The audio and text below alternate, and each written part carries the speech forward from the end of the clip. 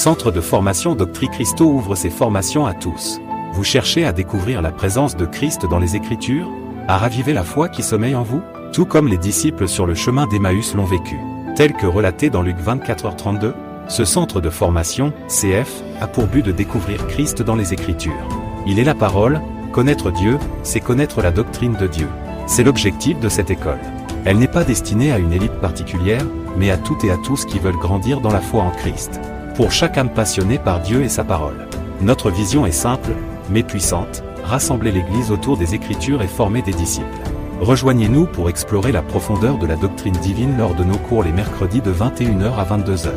C'est ici que commence votre voyage vers une foi plus profonde et une compréhension plus claire de la parole.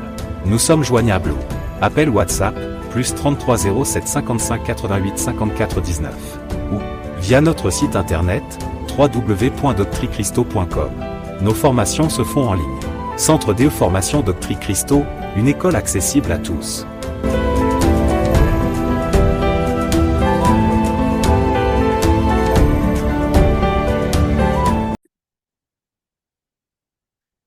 Seigneur, nous voulons te bénir. Nous voulons te bénir pour ce temps que tu nous accordes par ta grâce d'étudier ta parole. Nous voulons de toi, nous voulons de ton assistance. Nous voulons que tu nous éclaires encore au travers de cette étude biblique. Père, c'est ce qui nous rapproche de toi, c'est ce qui nous permet de mieux comprendre ta parole et de grandir dans notre vie de foi. Alors merci de bénir ces frères, ces sœurs qui persévèrent et qui ont pris conscience de l'importance de ces moments de rencontre avec toi. Et je te prie de les bénir particulièrement. Nous voulons que tu puisses encore ce soir nous éclairer sur ta parole, toutes tes grâces. Alors nous demandons ton assistance et ta guidance ce soir, de par ta grâce, dans le nom de Jésus. Amen. Amen. Amen, amen. Alors, nous avons donc commencé, n'est-ce pas, l'étude sur un thème très important qui est donc la personne de Jésus, de Jésus-Christ, et notre réponse correcte envers lui. Il y a déjà eu 2 séances par rapport à ce thème-là, donc je ne reviendrai pas sur les choses qui ont été déjà dites. Donc j'estime que soit vous avez suivi le cours, soit vous avez regardé le replay pour, voilà, pour être dans le bain de la chose. Donc rappelez-vous, on s'était arrêté la semaine dernière, n'est-ce pas, sur le livre de Jean, chapitre 8, que nous allons reprendre.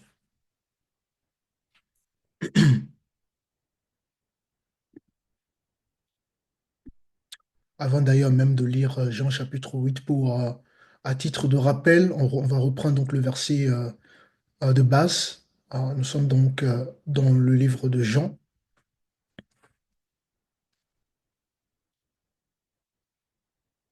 Donc Jean, chapitre 1er.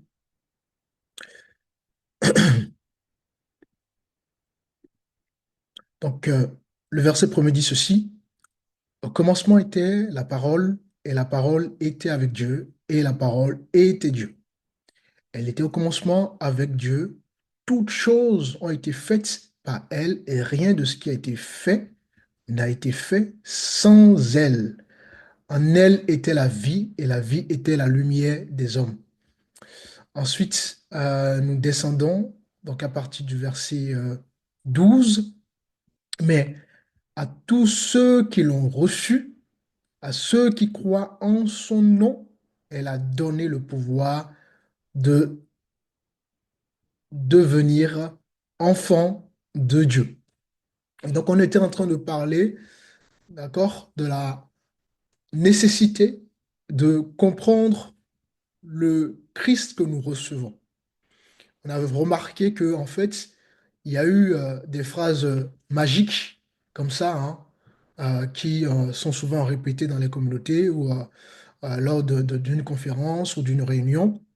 On demande aux gens de se lever. Ensuite, on leur dit de déclarer donc une parole magique. Et les gens réclament donc déclarent des paroles magiques.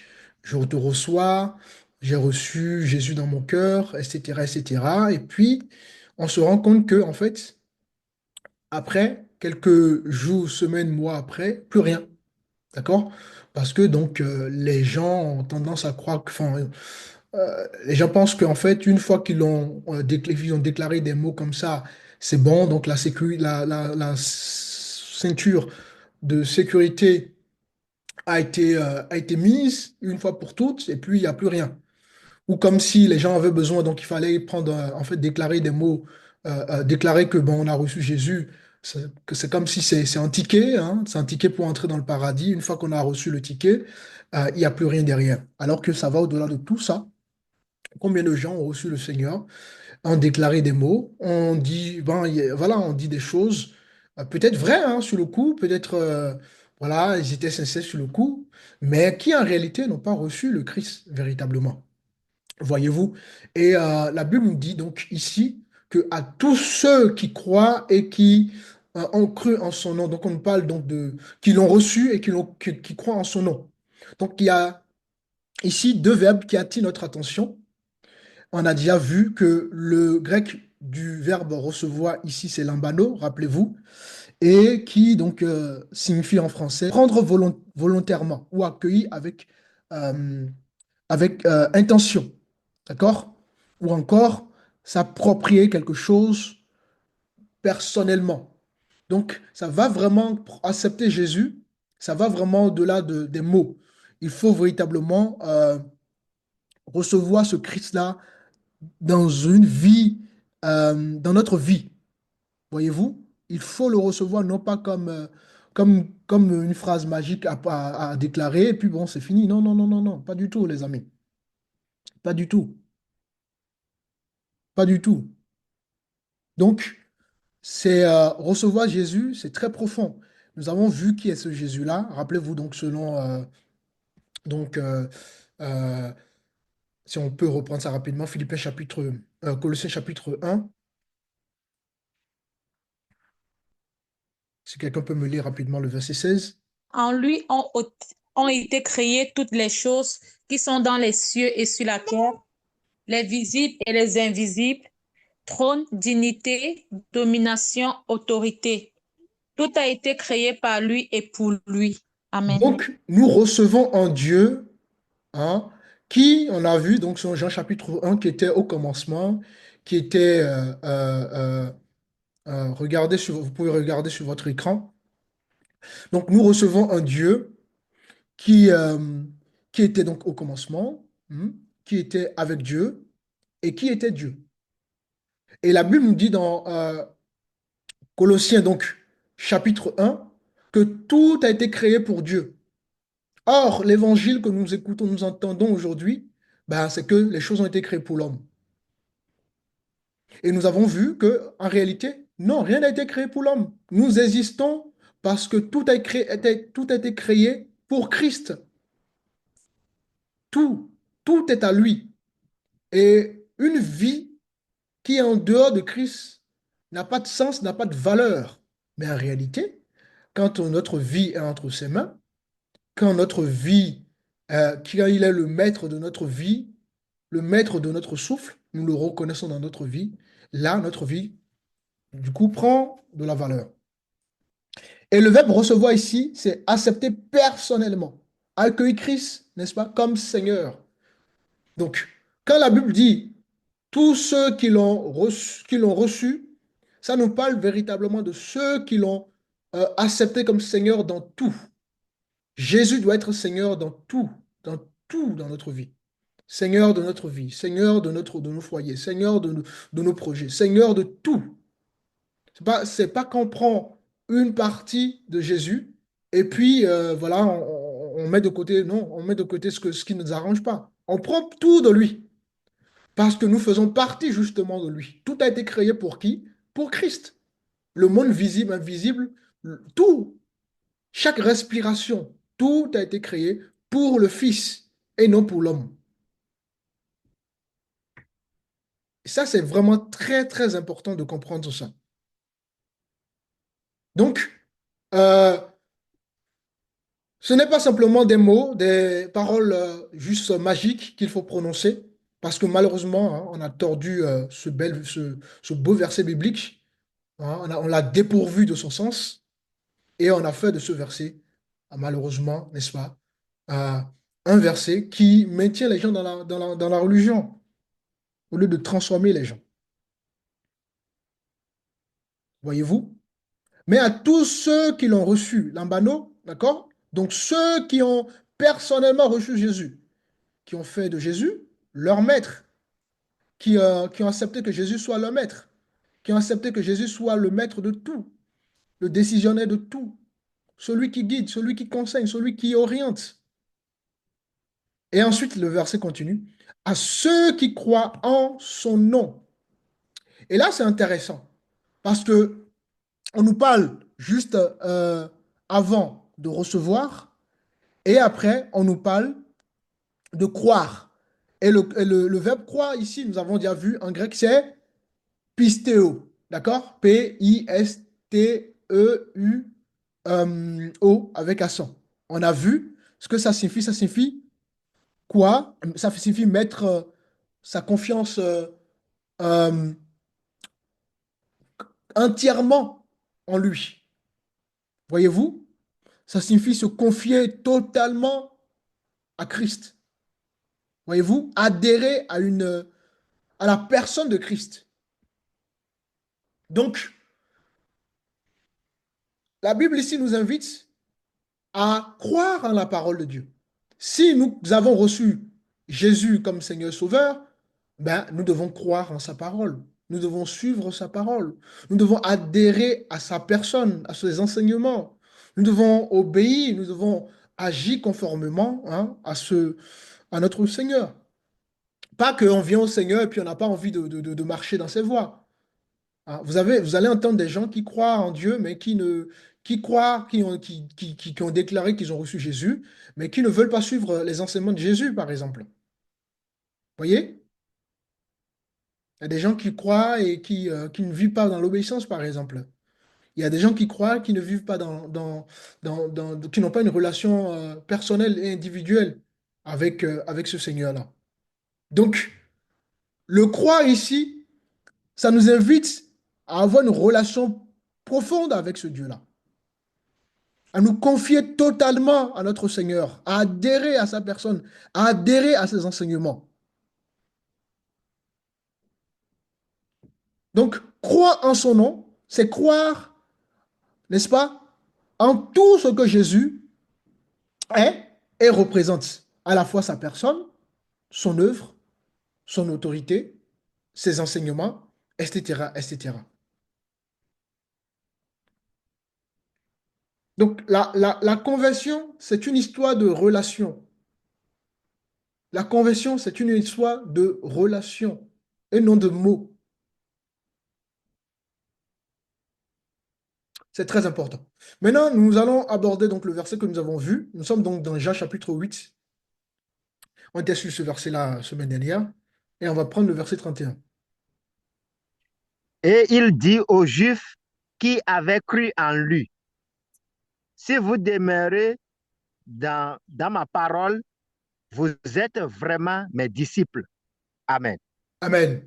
Rappelez-vous, la semaine Amen. dernière, je vous demandais, je vous posais la question, savoir comment on peut savoir si on a véritablement reçu Jésus, si on est vraiment disciple du Seigneur. Parce que être disciple du Seigneur, ce n'est pas dans la déclaration. D'accord? Je vais vous donner l'exemple justement, comment on peut reconnaître une voiture Toyota de par ses caractéristiques. Comment on peut reconnaître un téléphone Samsung de par ses caractéristiques. Comment on peut reconnaître une femme vertueuse de par ses caractéristiques. Comment on peut reconnaître un homme sage de par ses caractéristiques. Comment on peut reconnaître un ministère authentique digne de ce nom de par ses caractéristiques. Comment on peut reconnaître un enfant voilà, que Dieu agrée de par ses caractéristiques, son obéissance à ses parents, etc., etc. Donc, pour être sûr que nous avons véritablement reçu ce grand Dieu qui est donc contextualisé selon donc, les premiers versets, hein, le verset 1 jusqu'au verset 5, ben, pour être sûr que nous avons reçu ce Dieu-là, d'accord, on a vu hein, croire, lambano, euh, recevoir, pardon, l'abano et croire postéo. D'accord? Donc, comment être sûr que nous avons reçu Christ? Ben, nous avons justement la réponse dans ce chapitre de Jean, chapitre 8, le verset 31. Jésus dit alors aux Juifs qui avaient cru en lui, si vous demeurez dans ma parole, vous êtes vraiment, n'est-ce pas, mes disciples.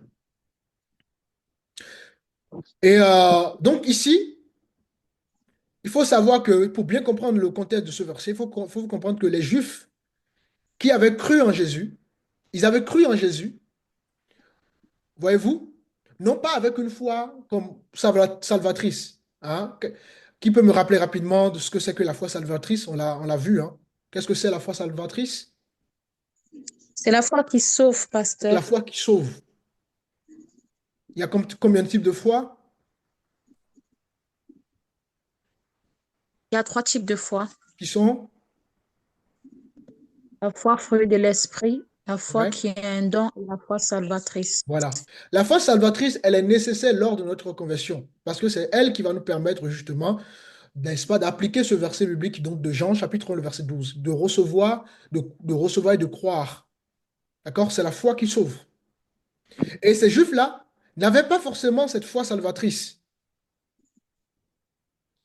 C'était des gens qui s'identifiaient à Jésus comme étant donc le Messie. C'était des gens qui suivaient Jésus de par ses miracles. Voyez-vous? Et, mais Jésus connaissait le cœur. On a vu, selon donc euh, Jean chapitre 2, que Jésus ne se fiait pas à eux parce que Jésus connaissait le cœur. Alors Jésus va prononcer justement cet enseignement-là, cette phrase-là. Si, donc Jean chapitre 8, le verset 31, Jésus dit alors aux Juifs qui avaient cru en lui, si vous demeurez dans ma parole, vous êtes vraiment mes disciples. Donc ce qui va nous montrer que nous avons véritablement accepté Jésus, c'est justement, c'est le fait que nous demeurons justement dans la parole de Christ. Ce n'est pas une déclaration qui prouve que nous sommes disciples. Ce n'est pas nos émotions ni même nos, nos engagements passagers qui montrent que nous avons reçu Christ. Ce n'est pas notre, euh, comment ça s'appelle? Ce n'est pas notre, euh, voilà, notre façon de voir les choses qui nous prouve que nous avons reçu le Seigneur. Non, les amis, c'est notre persévérance dans la parole. C'est notre acceptation et à demeurer dans la parole du Seigneur de façon durable, de façon constante. Voyez-vous? C'est ça qui confirme que nous sommes véritablement des disciples du Seigneur.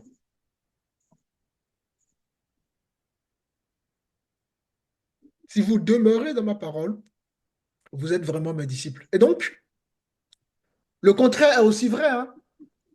Le contraire, on aurait pu dire, si vous ne demeurez pas dans ma parole, ben vous n'êtes pas mes disciples. Donc, on est disciples du Seigneur lorsque nous demeurons dans la parole de Dieu. En revanche, on n'est pas disciple du Seigneur si on ne demeure pas dans la parole.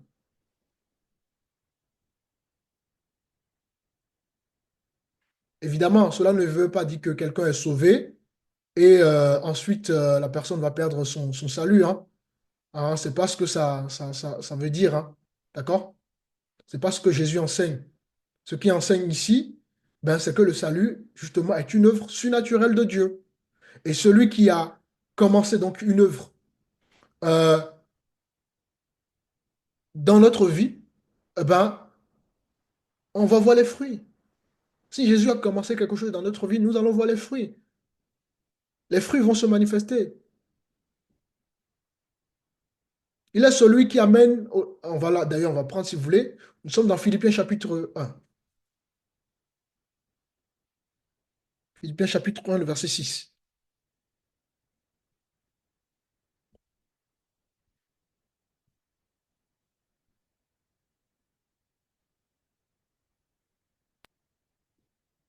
Je suis persuadé que celui qui a commencé en vous cette bonne œuvre la rendra parfaite pour le jour de Jésus-Christ. Amen. Vous voyez? Ah, La conversion, c'est une œuvre de Dieu. Et celui qui a justement commencé cette œuvre avec nous, n'est-ce pas? Ben, il va rendre cette œuvre visible dans notre vie. La foi, c'est une question de vie, c'est une question de relation. Tu ne peux pas prétendre aimer une femme et puis il n'y a pas de relation. Vous ne passez pas du temps ensemble. D'accord? Vous ne sortez pas ensemble. C'est pas ça une relation. Tu ne peux pas avoir des amis. Voilà, tu as des amis et puis vous ne vous voyez pas. Vous ne vous appelez pas. Il y a pas de relation entre vous. La nature de votre relation est déterminée par justement par l'implication des uns et des autres, des deux parties. Vous êtes amis parce que il y a justement cette relation d'amitié entre vous. Vous êtes mari et femme parce que justement il y a cette relation entre vous.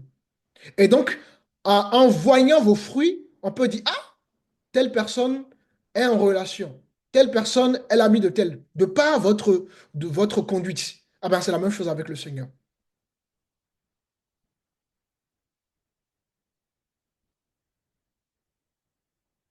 La preuve que tu as vraiment cru, voyez-vous, c'est que tu continues à croire. À croire en qui? Ben, en la personne de Jésus, en ses enseignements, en son autorité, en ses œuvres. Donc, tu vas forcément demeurer dans ta vie de foi.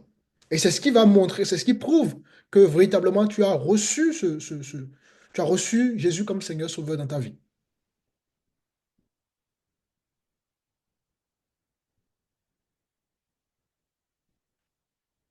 C'est très profond, hein? Très, très profond. Mais à tous ceux qui l'ont reçu, à ceux qui croient en son nom. Donc, donc il y a deux dimensions ici. On le reçoit, qui nous recevons, Colossiens 1 l'a expliqué. Nous recevons, d'accord, un Dieu en qui tout a été créé. Nous n'avons pas été créés, Dieu n'a pas créé les choses pour nous, mais nous avons été créés pour lui. Et nous recevons, un peu comme je vous donnais l'exemple de, vous prenez tous les océans du monde, vous voulez mettre tout ça dans un petit seau. Et humainement parlant, c'est impossible. Cette image-là, c'est la même chose avec justement l'acte que nous expérimentons le jour de notre conversion. Nous recevons un Dieu, la Bible déclare que le monde ne peut le contenir. Donc Dieu est tellement immense que le monde, même le monde ne peut le contenir. Mais le jour de notre conversion, la Bible nous dit que Dieu vient et fait de notre corps son habitation. Mais il faut être fou pour comprendre ça. Donc, nous recevons, n'est-ce pas, un Dieu immense dans notre vie. Un Dieu voilà, il n'y a rien pour le caractériser. Donc, donc, ce n'est pas simplement un sauveur que nous recevons. Ce n'est pas un prédicateur que nous recevons. Ce n'est pas qu'un enseignement que nous recevons. Ce n'est pas qu'une personnalité mineure que nous recevons. Hein? Celui que nous recevons, il était avec Dieu. Il était Dieu. Et la Bible nous dit, continue en disant, donc ça c'est la première dimension. Et la deuxième dimension, la Bible nous dit, euh, à ceux qui croient, donc postéo, donc il faut croire véritablement en sa parole. Il n'y a pas de doute à y avoir. Vous ne pouvez pas dire que vous croyez en Jésus, vous avez des doutes. Là, des doutes sur la mort, sur la résurrection. Voilà, il y a des chrétiens qui n'ont pas une foi, une conviction vis-à-vis de la résurrection. Si Jésus est ressuscité, il nous fait la promesse d'être ressuscité également. Vous ne pouvez pas, n'est-ce pas, recevoir ce grand Dieu et continuer à vivre dans des doutes. Vous devez vous attacher à ce que Jésus dit pour votre vie. Ce que Jésus vous donne comme promesse. Il tient à ses promesses. Il n'est pas le Fils de l'homme pour mentir, nous dit la parole du Seigneur. Donc, recevoir Jésus et croire en son nom, ça élimine beaucoup de choses dans notre vie. Ça élimine les doutes, ça élimine n'est-ce pas, l'inquiétude et toutes les choses. Quand on est inquiet, quand on a des doutes, c'est quelque part, on n'a pas encore bien compris, n'est-ce pas, le Dieu que nous avons reçu.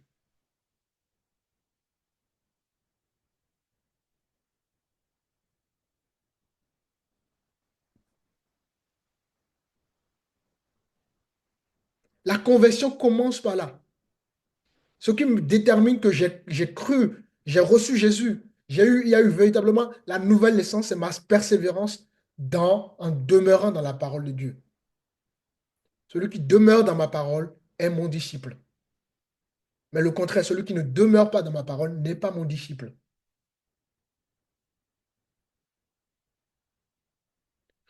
L'apôtre Paul dit quelque chose dans 1 Corinthiens que nous allons prendre. Nous sommes dans 1 Corinthiens chapitre 15.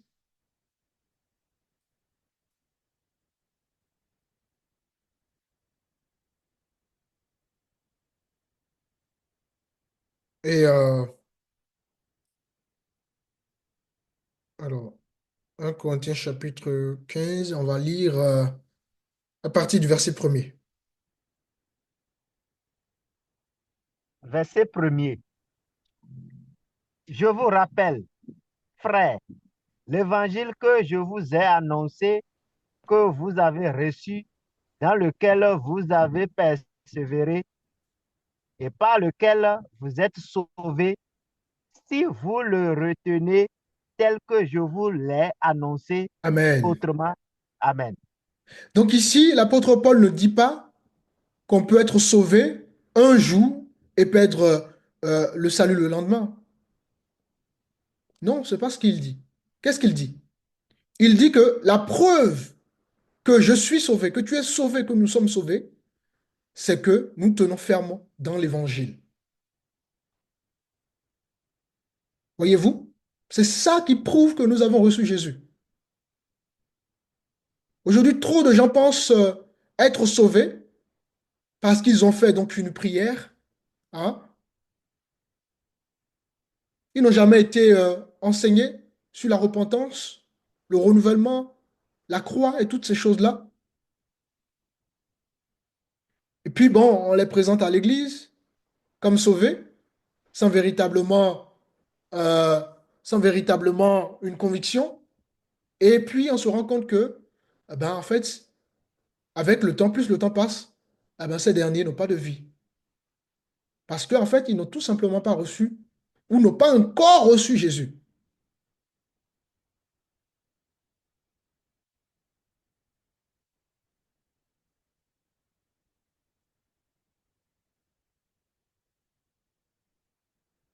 Le discipulat ne change pas en boucle, les amis. Le discipulat, ça change une brebis. Alors, nous sommes dans 2 Pierre chapitre 1.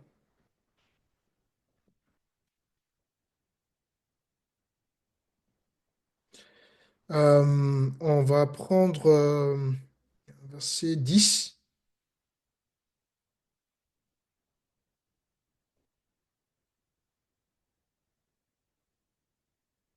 2 Pierre chapitre 1, le verset 10.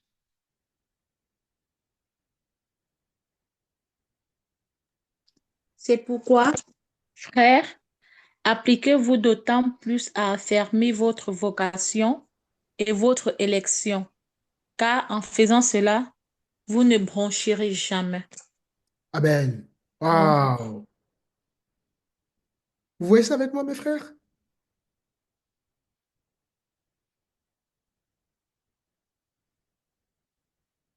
C'est fort, hein? Frères et sœurs, efforcez-vous donc encore plus de consolider l'appel que Dieu vous a adressé et le choix qu'il a fait de vous. Si vous faites cela, vous n'abandonnerez jamais votre foi.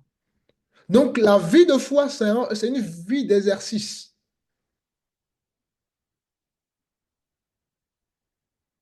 C'est une vie où l'on s'applique, l'on persévère, l'on demeure.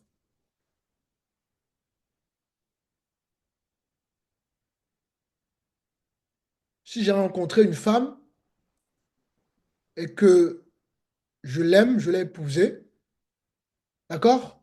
J'accepte tout d'elle. Je ne veux pas vivre dans la méfiance. Si nous avons réellement accepté Jésus, il n'y a plus de doute, il n'y a plus de méfiance à avoir. Nous nous attachons à notre Seigneur parce que nous l'avons réellement posté, d'accord? C'est-à-dire reçu. Et par conséquent, nous suivons ses enseignements, nous croyons en ses œuvres, voyez-vous, nous acceptons son autorité, nous acceptons qu'il soit Seigneur et Sauveur dans notre vie de tous les jours, et nous demeurons dans sa parole, et en cela nous sommes ses disciples. Alors, un autre passage dans 2 Corinthiens chapitre 13.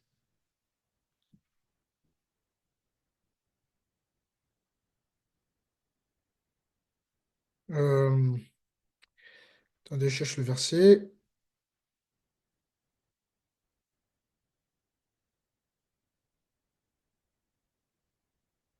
2 Corinthiens chapitre 13, on va lire le verset 5.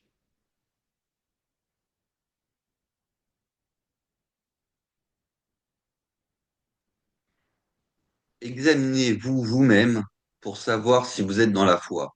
Éprouvez-vous vous-même, ne reconnaissez-vous pas que Jésus-Christ est en vous, à moins peut-être que vous ne soyez éprouvés. Amen. Waouh, c'est fort, hein? Examinez-vous vous-même. C'est-à-dire qu'à un moment donné, il faut se demander si je suis réellement dans une vie de foi. Est-ce que j'ai réellement accepté ce Jésus-là? Et ce qui va me permettre, d'accord, donc de certifier cela, ben, il s'agirait de ma vie. Comment je me comporte dans cette nouvelle vie que Christ m'a donnée? Examinez-vous vous-même pour savoir si vous êtes dans la foi.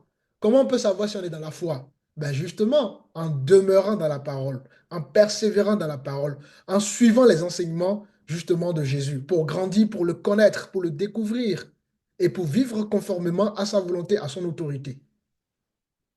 C'est ça qui détermine notre conversion. La nouvelle naissance ou la naissance d'en haut est déterminée justement par ces différents points que je suis en train justement de souligner avec vous.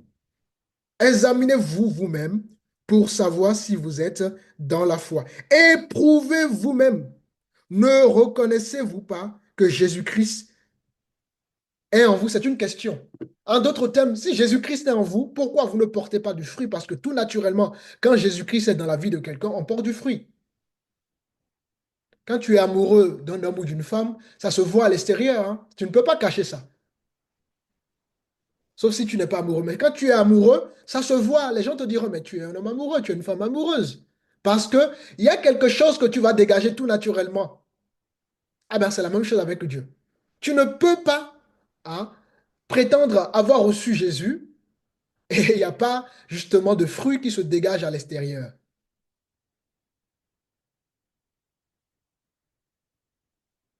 Parce que le salut, c'est l'œuvre de Dieu.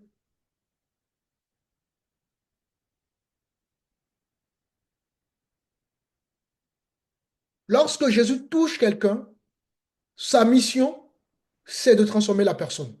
Écoute, écoute, le Saint-Esprit, c'est sa mission, la transformation de ce dernier.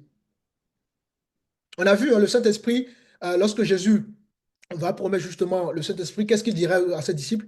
Ben, le Saint-Esprit viendra vous consoler, vous enseigner, vous exhorter, n'est-ce pas? Il est aussi là pour s'attrister, pour vous montrer qu'il n'est pas content de notre marche, etc., etc.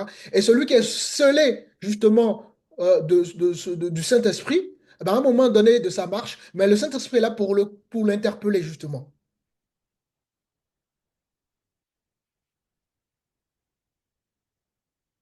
Nous sommes dans Éphésiens chapitre 2.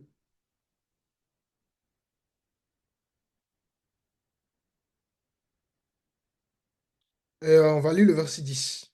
Qu'est-ce que la Bible nous dit ici? Hein? Car nous sommes son ouvrage. Oui, mon frère, ma soeur, tu es l'ouvrage de Dieu. Voilà pourquoi il faut plus te voir comme le monde veut que tu puisses que le monde veut que tu te vois. Tu dois te voir comme Dieu te voit. Chacun de nous doit se voir comme Dieu nous voit, les amis. Parce que nous sommes pourquoi? Nous sommes l'ouvrage du divin. Car nous sommes son ouvrage, ayant été créé en Jésus. Oui, à la nouvelle naissance, nous avons à nouveau été conçus, créés. Et regardez, la Bible continue en disant, ayant été créé en Jésus pour de bonnes œuvres que Dieu a préparées d'avance. Donc, il y a des œuvres que Dieu a préparées avant la naissance des uns et des autres. Et le jour où nous avons rencontré le Christ, nous avons du coup été renouvelés, régénérés, parce qu'il y a eu le péché qui a impacté et qui nous a séparés de notre Père, de notre Dieu. Et donc la nouvelle naissance vient et, voyez-vous, nous réconcilie à nouveau avec notre Créateur. Et ensuite, la Bible nous dit, ayant été créés en Jésus-Christ pour de bonnes œuvres que Dieu a préparées d'avance afin que nous les pratiquions. Donc oui, le disciple a des œuvres à pratiquer. Quelles sont ces œuvres-là? Ben, ce sont des œuvres que justement Dieu a préparées d'avance. Donc vous voyez bien que la nouvelle naissance, recevoir justement Jésus selon donc Jean chapitre 1, le verset 12, c'est toute une œuvre derrière. Et ça qui détermine vraiment cette promesse du divin par rapport donc au verset 12 de Jean chapitre 1.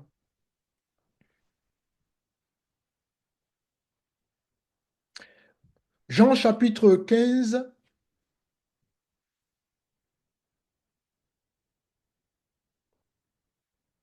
je crois c'est le verset, à partir du verset premier. Waouh, vous voyez? Dieu étant Amen. ici quoi? Le vigneron.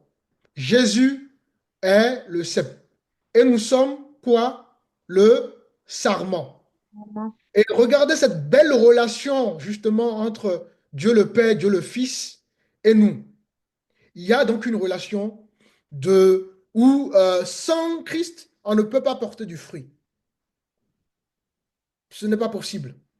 Donc, tout disciple, donc identifié ici comme sarment, et attaché justement au sceptre, automatiquement doit porter du fruit.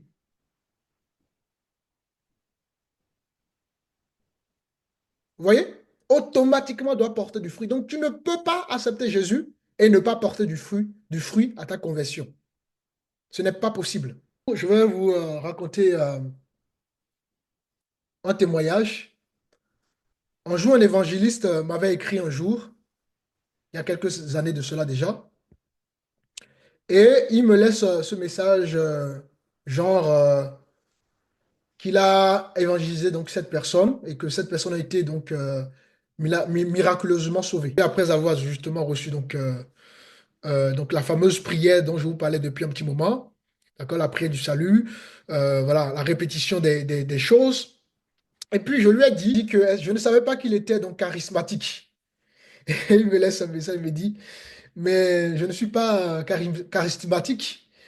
Et je lui ai dit, ben, si tu n'es pas charismatique, alors, ben, à moins que tu aies reçu donc une révélation surnaturelle de Dieu, bien évidemment, mais comment sais-tu que ces 7 personnes ont été sauvées?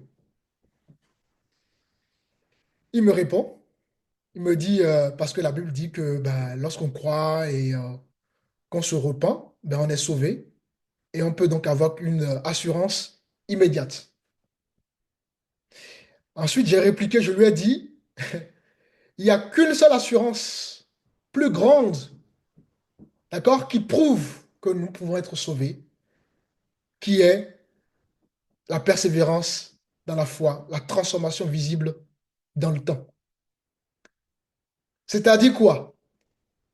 Aucun d'entre nous n'est sûr et certain, quand on évangélise une âme, on n'est pas sûr que l'âme, cette dernière, a véritablement est sauvée. La seule chose qui va nous permettre de savoir qu'elle a été sauvée, c'est la persévérance de cette dernière. C'est la transformation de cette dernière. Vous vous rendez compte, quelqu'un qui était hier alcoolique, et puis aujourd'hui, hop, complètement changé. Ça, c'est l'œuvre de Dieu.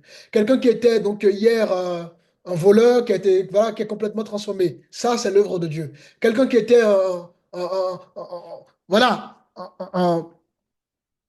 un pédophile et aujourd'hui, il a été transformé. Ben, ça, c'est l'œuvre de Dieu. D'accord? Donc, c'est ça qui va prouver que quelqu'un a véritablement reçu Jésus. Pas non, j'ai l'assurance que je suis sauvé. Non, non, non, non, non, non, non. Parce que, comme Jésus le dira dans Jean chapitre 8, verset 31, si vous demeurez dans ma parole, et quand on demeure dans la parole, elle nous transforme. Mais en revanche, quand on ne demeure pas dans la parole, ben on ne peut pas être disciple du Seigneur. Et le verbe demeurer ici nous parle tout simplement de la transformation. Parce que celui qui demeure dans la parole va être transformé. Hébreu 11 nous dira que la parole de Dieu, elle est vivante et efficace.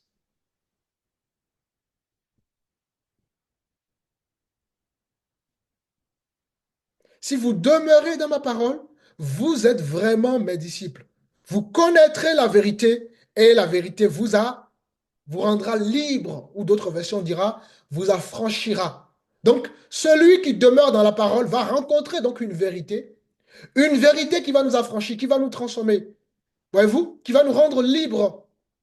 C'est-à-dire qui va nous ouvrir les yeux sur le monde, sur le monde, sur notre ancienne vie, sur le salut, etc., etc. Donc la parole, elle est vraiment là pour nous transformer, chers amis.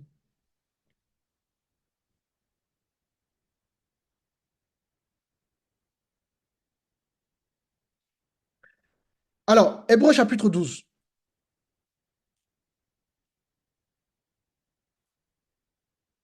Si quelqu'un peut me lire le verset 14.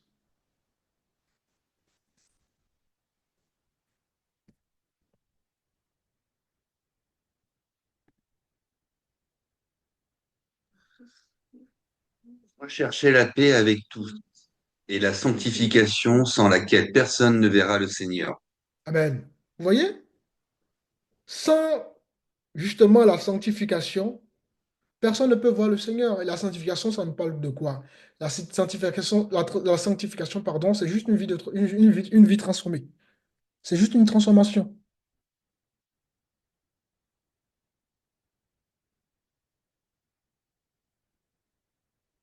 Ici, cela ne signifie pas qu'on se sauve soi-même hein, par la sanctification. D'accord? Ce que ça signifie, c'est que celui que nous avons reçu, donc selon verset 12 de Jean chapitre 1, ben, il va justement mener cette vie de transformation dans notre vie. Parce que la vie chrétienne, c'est une vie de processus. C'est une vie de transformation. Et Jésus, la rencontre avec Jésus, ça nous change vraiment.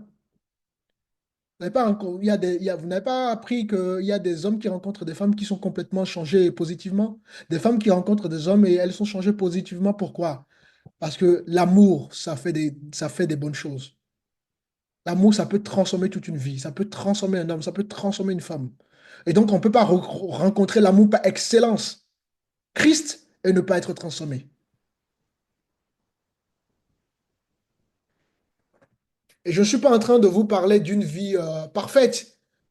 Lorsque la Bible parle de demeurer dans la parole, hein, demeurer dans la parole n'est pas une perfection en soi. Hein. Ce n'est pas que tous les jours, on aura toujours ce zèle, cette motivation de demeurer. Non, ce n'est pas ça en fait. C'est pas ça. En fait, demeurer dans la parole, ça nous parle simplement d'une relation vivante et durable. D'accord? Qui va de coup se manifester par des fruits visibles. Il faut de la persévérance. Celui qui est né de nouveau, ça se voit dans le temps. T'aimes une femme? C'est avec le temps qu'on saura que tu aimes ce dernier. T'aimes un homme? C'est trop facile aujourd'hui de rencontrer une femme, tout va bien, hop, hop, hop, hop, mais avec les mois qui vont suivre, est-ce qu'on s'aime toujours? Est-ce que l'amour est réel? Parce que c'est le temps justement qui va éprouver mon amour pour ce dernier, si je suis un homme, ou pour ce dernier, si je suis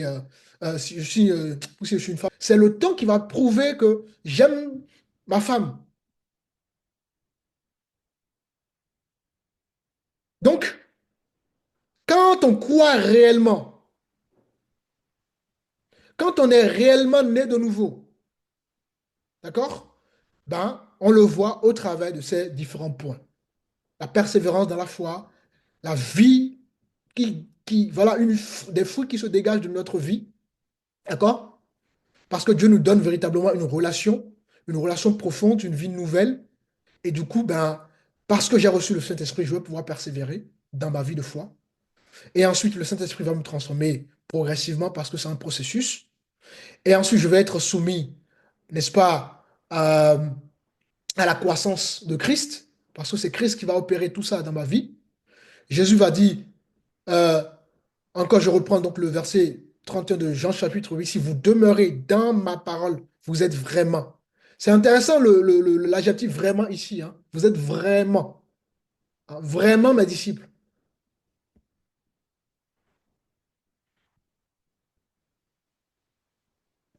Amen, ça va? Amen, amen, Amen, ça va, amen. pasteur. Amen, amen. Amen, amen. Amen. Gloire à Dieu. Donc, revenons à Jean chapitre 1, le verset 3.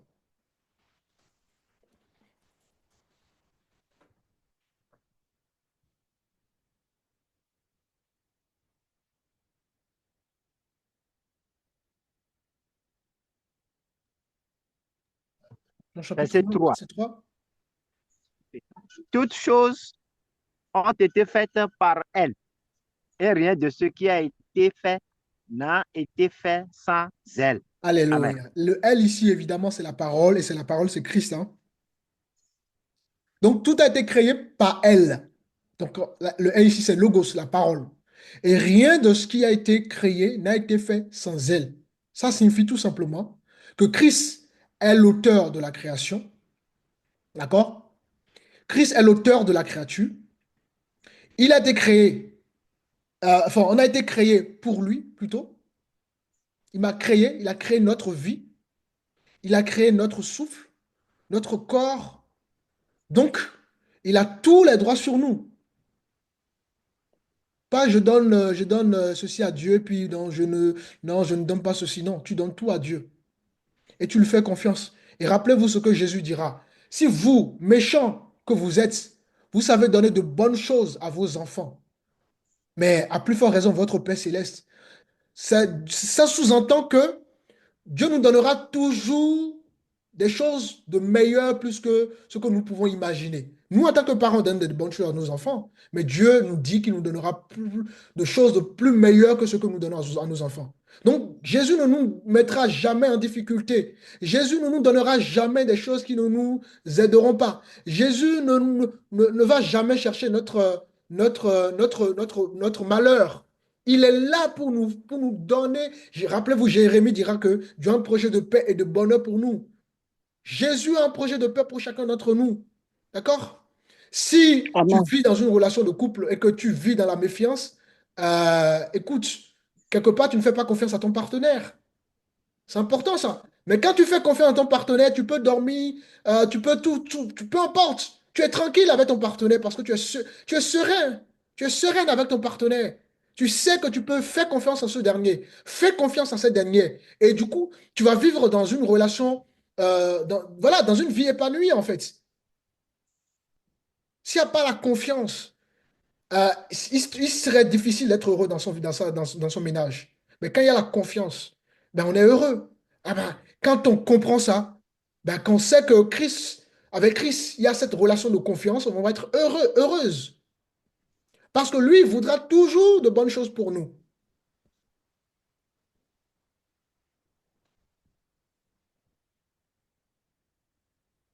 Les gens présentent Jésus comme le réparateur des cœurs brisés. Les gens présentent Jésus comme le fournisseur de nouvelles vies. Les gens présentent Jésus comme le changement de situation rapide. Les gens présentent Jésus comme le distributeur de bénédictions. Mais ce n'est pas ce que veut dire Jean chapitre 1, le verset 12. Jésus n'est pas venu pour nous rendre riches sur la terre. Jésus est venu pour me sauver du péché et me ramener à Dieu. Jésus est venu pour te sauver du péché et te ramener à Dieu. Et ici, il ne s'agit pas de recevoir des choses de Jésus, mais de le recevoir lui comme tout, comme maître, seigneur, seigneurie de notre vie. On a réduit l'appel de Dieu à une simple vie de prière, alors que justement C'est le pour texte ça, Brenda. 12 nous parle d'une transformation radicale d'identité. Jésus nous donne vraiment une vie transformée, une identité. Si hier j'étais une prostituée, aujourd'hui Jésus ne me voit plus comme ça parce qu'il m'a donné une nouvelle identité. Si hier j'étais le rejeton du monde, Jésus me positionne à nouveau. Voyez-vous la mentalité que Dieu nous donne quand on est vraiment dans le Seigneur? Et c'est ça qui nous permet de grandir. Parce que si on continue à croire qu'on est méchant, on est mauvais, on est ceci, on va jamais y arriver. Il faut continuer à croire. La Bible nous appelle des saints. Pourtant, quand on se regarde, on n'est pas vraiment saints. Mais l'amour de Dieu nous a déjà positionnés dans une identité. D'accord? La Bible dit que nous sommes la lumière du monde. Donc, c'est notre état. Ce n'est pas qu'on va devenir, c'est notre état. À notre nouvelle naissance, nous devenons cela.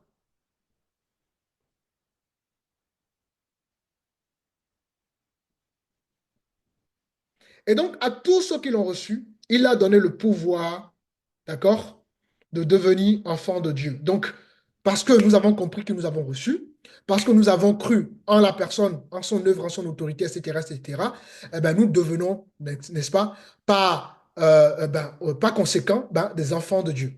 Donc, les enfants de Dieu sont reconnus de par les fruits qu'ils portent, de par leur constance, leur persévérance dans la foi. Voyez-vous?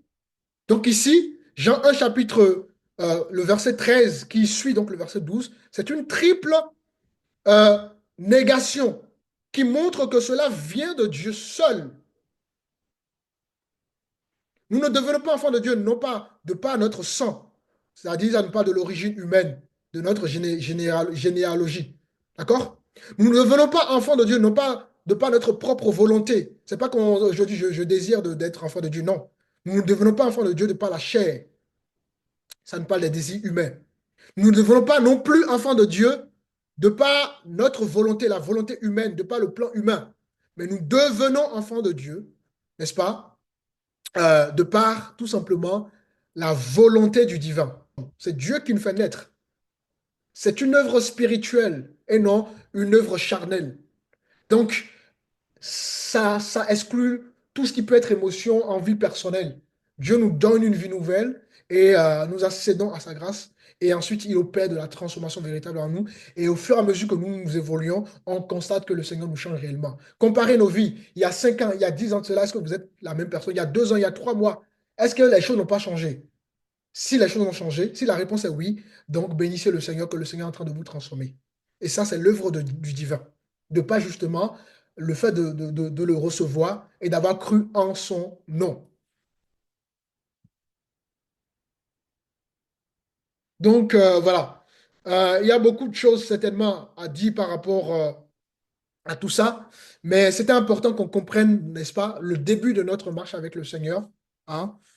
C'est important qu'on comprenne ces choses pour justement apporter une réponse correcte envers Jésus. Parce que quand on comprend ces choses, on va reconnaître qui est Jésus, d'accord? On va reconnaître ce qu'il est pour nous. On va reconnaître qu'il n'est pas simplement un guide, un seigneur, un maître, un enseignant, d'accord? On reconnaît qu'il est Dieu, qu'il est Seigneur, qu'il est souverain, qu'il est sauveur, qu'il est adore, qu'il est tout, tout, tout, tout, tout. On lui donne la place qu'il mérite dans notre vie réellement. Et c'est en cela, c'est un peu comme, vous savez, quand vous avez des relations avec des enfants et puis vous voulez tout contrôler, à force de vouloir tout contrôler, vous n'allez pas être, comment ça s'appelle? Vous n'allez pas être un père en fait. Parce que vous avez tendance à tout contrôler. Mais quand vous allez lâcher prise à un moment donné, en fait, vous allez vivre une paix tellement intérieure en vous en fait, en quelques heures, quelques semaines, la vie que vous aurez, elle va être tellement une vie transformatrice par rapport à voilà, toutes ces années passées, tous ces mois passés où vous avez voulu toujours tout contrôler. C'est la même chose dans la relation avec le Seigneur. Quand nous allons nous laisser complètement dans la main de notre Seigneur, en fait, on va vivre une vie de paix terrible, une vie de sérénité. Il faut complètement s'abandonner à Dieu. Hein? C'est quelque chose qui est important dans notre relation avec Jésus. Si je rencontre une femme ou un homme, c'est pas pour vivre dans l'inquiétude, c'est pour vivre dans la paix. Et si je suis dans la paix, je vais être heureux ou heureuse dans ma vie. Ben, c'est la même chose si je rencontre Jésus et que je vis encore dans l'inquiétude, dans le stress de façon permanente. En fait, je ne vais pas être heureux dans ma vie de foi.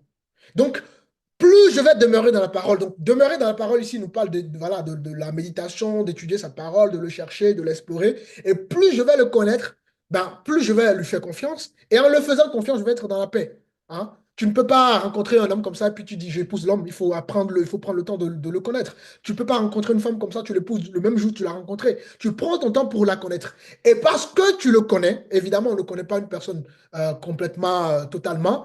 D'accord? La vie de couple, elle est faite pour ça, justement. Mais au moins, il y a une base. Mais plus tu vas connaître la personne, plus tu vas vivre dans la confiance, tu vas vivre dans une vie de sérénité et tu vas vivre dans une vie de paix. Et c'est la même chose avec Dieu. Donc, voilà. Voilà un peu, de façon grosso modo, ce que nous pouvons voir par rapport donc à cette vie-là que Dieu donc opère, commence avec nous, qui est donc la nouvelle naissance au travers justement de Jean chapitre 1, le verset 12, ou pour commencer cette relation avec notre Dieu, nous devons donc le recevoir. Hein, donc recevoir qui, il faut avoir la révélation de qui nous recevons. Et une fois que nous le recevons, ben, il faut croire. D'accord? Croire, ça nous parle tout simplement de le suivre, de suivre son enseignement, de suivre sa direction, de suivre complètement, d'être, enfin, voilà, on lui donne toute notre vie parce que c'est en lui que tout a été créé. Ma vie a été créée en lui et par conséquent, je vis pour lui, que je peux voilà, m'appuyer sur lui, qu'il est mon rocher, qu'il est mon appui, qu'il est mon conseiller, qu'il est tout. Et en tout temps, en tout lieu, je m'appuie sur lui et je me confie en lui et je le laisse guider et diriger ma vie. Ainsi donc, je vais pouvoir vivre une vie épanouie. D'accord? Je vais pouvoir être épanoui dans ma vie de foi et avancer par la grâce du Seigneur. Cela ne signifie pas qu'il n'y aura pas des combats, qu'il n'y aura pas des difficultés, mais dans ma souffrance, dans mes galères, dans mes déserts, je sais qu'il est là, qu'il ne m'abandonne point et qu'il se lèvera toujours le dernier, et etc., etc. Donc voilà. Est-ce qu'il y a des questions, des commentaires? Est-ce que le coup a été compris? Je vous laisse un temps de parole avant qu'on ne clôture.